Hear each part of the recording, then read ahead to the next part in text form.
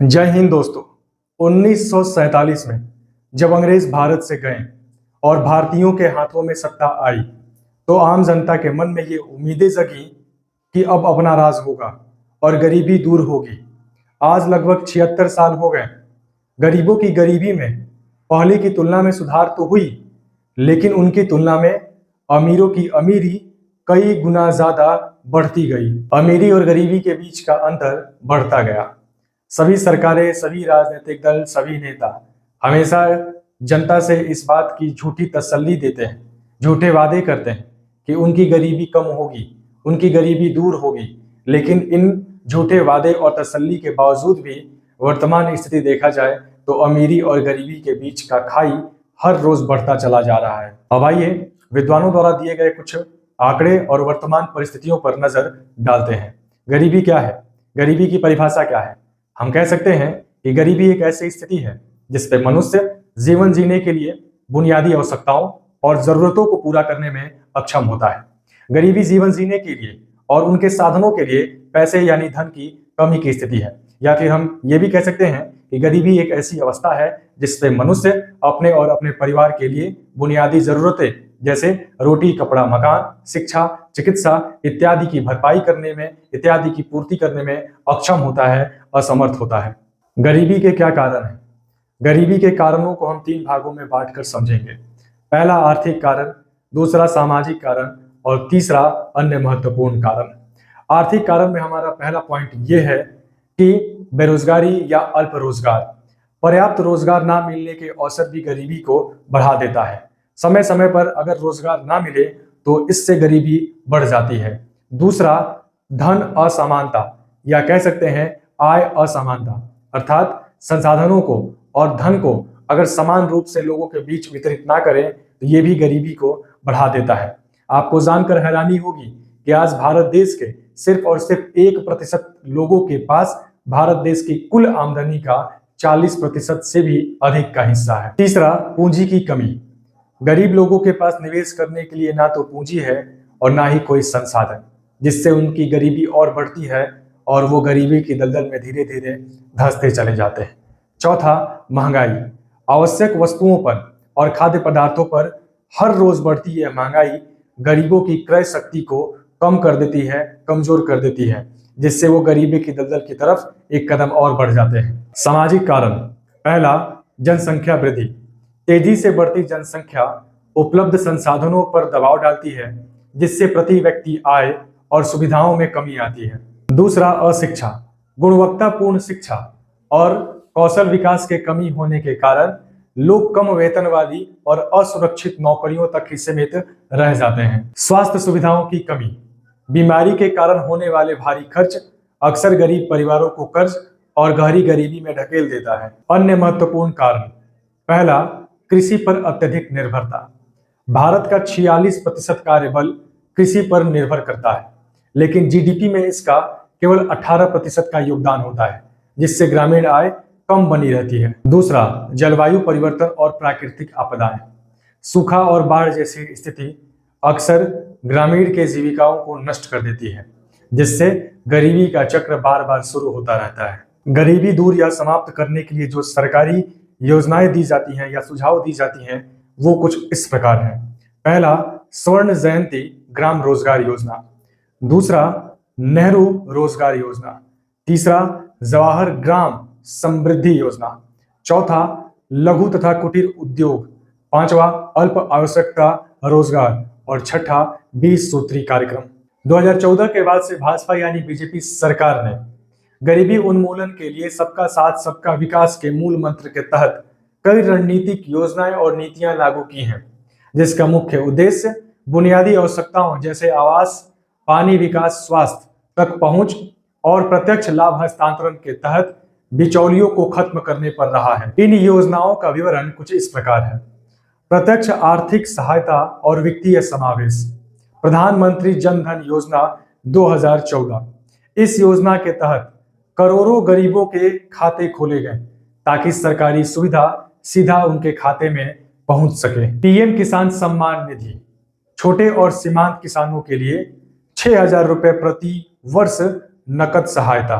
प्रधानमंत्री श्रम योगी मानधन असंगठित क्षेत्र के श्रमिकों के लिए 3,000 रुपये प्रति माह की निश्चित पेंशन योजना। बुनियादी आवश्यकताएं और आवास। प्रधानमंत्री आवास योजना, जिसके तहत 2026 तक करोड़ों गरीब लोगों को पक्का घर उपलब्ध कराने का लक्ष्य ठाना गया है। माना गया है कि अभी तक 5 करोड़ से अधिक गरीबों को पक्का घर उपलब्ध कराया जा चुका है। उज्ज्वला योजना, भारत के हर एक गरीब परिवारों तक एलपीजी कनेक्शन मुफ्त में पहुंचाना।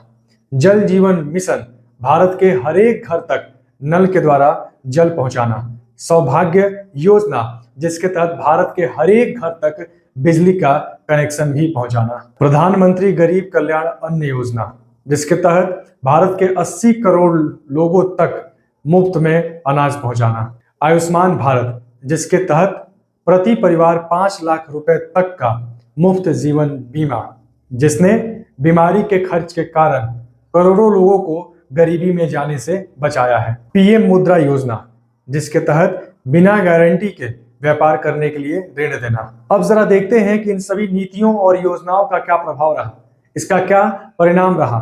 नीति आयोग रिपोर्ट के अनुसार 2013-14 से 2022-23 तक लगभग 25 करोड़ लोग बहुआयामी गरीबी से बाहर निकलकर आए हैं। अब सवाल ये बनता है कि क्या हम उन 25 करोड़ लोगों में से हैं या नहीं हैं? क्या हमें इन सभी नीतियों का लाभ मिला या नहीं मिला? क्या हम सभी इन नीतियों को सिर्फ और सिर्फ अखबारों में पढ़ते और टीवी न्यूज चैनल पर सुनते आए हैं, या हम भी इन नीतियों का लाभ ले रहे हैं या ले चुके हैं? यद्यपि देश में पहले की तरह कंगाली तो नहीं है, लेकिन फिर भी 140 करोड़ जनता में से 80 करोड़ जनता सरकार के मुफ्त अनाज पर जिंदा है। आज भारत के करोड़ों लोगों के घर मुफ्त एलपीजी कनेक्शन पहुंच चुका है, लेकिन वहीं जिसकी कीमत 441 रुपए थी वो अब बढ़कर 1,000 तक पहुंच चुका है। आज घर घर इलेक्ट्रिसिटी यानी कि बिजली का कनेक्शन पहुंच चुका है, लेकिन वहीं दूसरी तरफ इसी बिजली का निजीकरण करके अवैध रूप से पैसे वसूली की जा रही है। सरकार सापेक्ष गरीबी तो दूर, निरपेक्ष गरीबी भी नहीं दूर कर पा रही है। आयरलैंड की संस्था वर्ल्ड वाइड तथा जर्मनी की वेल्ट हंगर हिल्प द्वारा संयुक्त रूप से प्रकाशित लोअर हंगर इंडेक्स की रिपोर्ट के अनुसार भारत देश 2021 में 116 देशों में 101वें स्थान पर रहा। वहीं 2022 में 121 देशों में 107वें स्थान पर और 2023 में 125 देशों में 111वें स्थान पर रहा। और उसी ग्लोबल हंगर इंडेक्स के 2024 की रिपोर्ट के अनुसार भारत की रैंक और स्कोर 127 देशों की सूची में भारत 105वें स्थान पर रहा।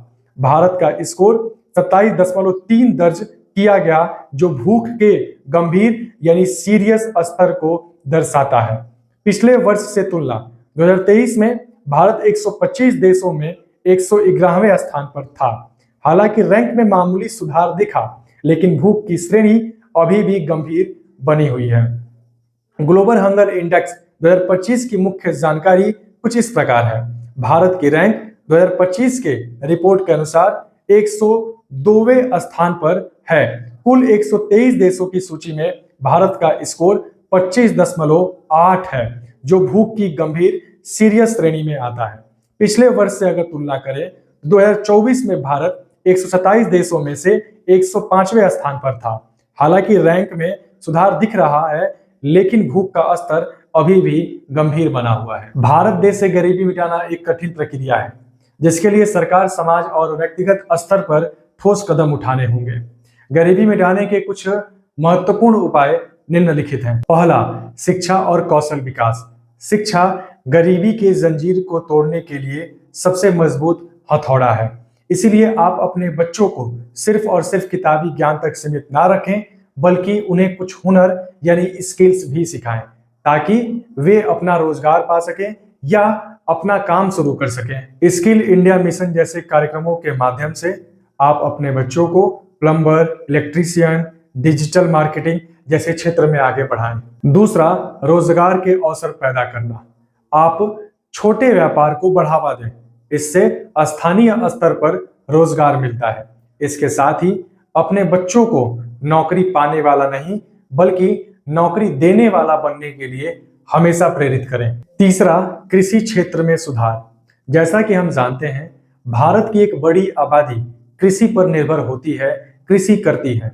इसीलिए किसानों को नई तकनीक और सिंचाई के साधनों से जोड़ना ताकि पैदावार बढ़े और इसके साथ ही उनके फसलों का एक अच्छा दाम मिले, इसके लिए बिचौलियों को हटा देना, उन्हें भगा देना, उन्हें मिटा देना, उन्हें खत्म कर देना, ताकि जब कभी भी किसान जो कि कृषि पर निर्भर है वो नई तकनीक के साथ जुड़े, नए सिंचाई के साधन के साथ जुड़े और जिससे उसका पैदावार बढ़े, तो ये बिचौलिया उसके मुनाफे को ना कमा ले, उसका मुनाफा किसानों को ही मिले, जिससे कि गरीबी दूर हो सके। सामाजिक सुरक्षा और स्वास्थ्य। जैसा कि हम जानते हैं, बीमारी गरीबी का एक बहुत बड़ा कारण है। किसी भी गंभीर बीमारी का खर्च लोगों को कर्ज में डुबो देता है। इसीलिए स्वास्थ्य सुविधा को सस्ता किया जाए, जिससे कि किसी भी बीमारी के इलाज का खर्च लोगों के ऊपर बोझ ना बन सके और वो आसानी से अपना इलाज करा सकें। इसके साथ ही आयुष्मान भारत का प्रचार प्रसार हो सके, विस्तार हो सके। राशन और पोषण, इसका सार्वजनिक वितरण प्रणाली को मजबूत करें, जिससे कि कोई भूखा ना रहे और सभी को अनाज मिल सके। और ध्यान रहे, ये सुविधा सिर्फ और सिर्फ उन्हीं लोगों को मिल सके जो इसके काबिल। पांचवा, महिलाओं का सशक्तिकरण। महिलाओं को छोटे छोटे व्यापार करने के लिए हमेशा प्रोत्साहित करें। भ्रष्टाचार पे लगाम। सरकार द्वारा भेजी गई मदद अक्सर उस पात्र व्यक्ति तक नहीं पहुंच सकती, इसीलिए डायरेक्ट बेनिफिट ट्रांसफर के तहत पैसे उस लाभार्थी के डायरेक्ट खाते में ही भेजा जाए। और इसके साथ साथ इस भ्रष्टाचार को कम करते हुए ये भी ध्यान दिया जाए कि जो सुविधा जिसको दी जा रही है उसको मिल रही है या नहीं। ऐसे नियमों का पालन करके आप गरीबी कम कर सकते हैं, उसे मिटा भी सकते हैं। अगर आप भी गरीबी को कम करना चाहते हैं, उसे मिटाना चाहते हैं, तो आप अपने व्यक्तिगत स्तर पर भी काम कर सकते हैं, कार्य कर सकते हैं। जैसे छोटे बच्चों को शिक्षा देना, उन्हें शिक्षित करना और हो सके तो उन लोगों को रोजगार देना जिन्हें की रोजगार की जरूरत है। क्योंकि ध्यान रहे, गरीबी एक आर्थिक मुद्दा नहीं है, बल्कि गरीबी मिटाना एक मानवीय जिम्मेदारी भी है। आज के लिए सिर्फ इतना ही। जय हिंद। क्रांति की यह मिसाल सदैव चलती रहे। इनकलाब जिंदाबाद।